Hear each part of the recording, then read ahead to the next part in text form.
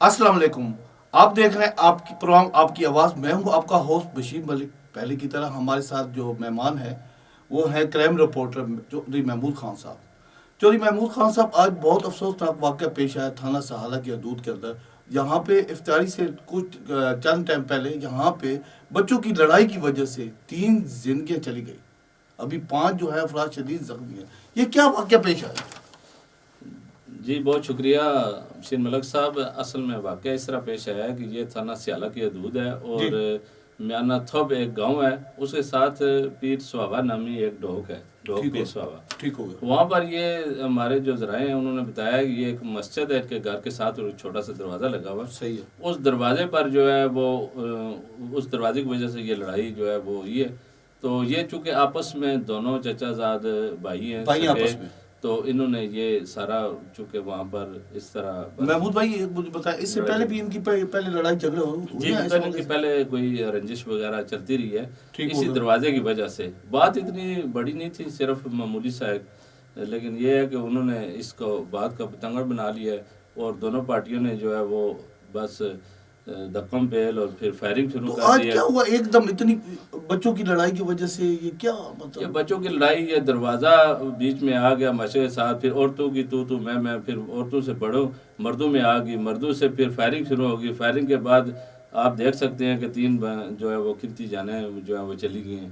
ایک چونکہ کوئی گھر کا سہارا ہوتا ہے, کوئی کس طرح ہوتا ہے. تو مقامی پولیس کیا اسی وقت پہنچ گئی تھی؟ جی مقامی پولیس پہنچ گئی ہے, بلکہ آئی جی اکبر ناصر خان صاحب نے بھی نوٹس لیا ہے, بڑا سخت نوٹس لیا انہوں نے. اور انہوں نے باقاعدہ اس پہ فوری طور پر جناب انہوں نے کہا ہے کہ ان بندوں کو گرفتار کیا جائے جنہوں نے اتنا بڑا جو ہے یہ سامنے پیش آیا جس کی وجہ سے.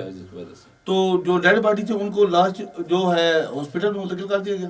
جی ڈیڈ باڈی کو ہاسپٹل منتقل کر دیا گیا. ابھی اس میں کچھ تھوڑی سی ڈیٹیل ہم نے مطلب اکٹھی کی ہے.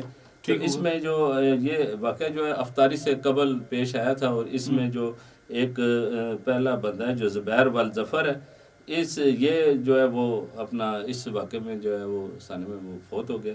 غلام مصطفیٰ والزمان علی ہے, پرویز وال محمد حسن ہے, اور یہ جو ہے یہ زخمی ہے.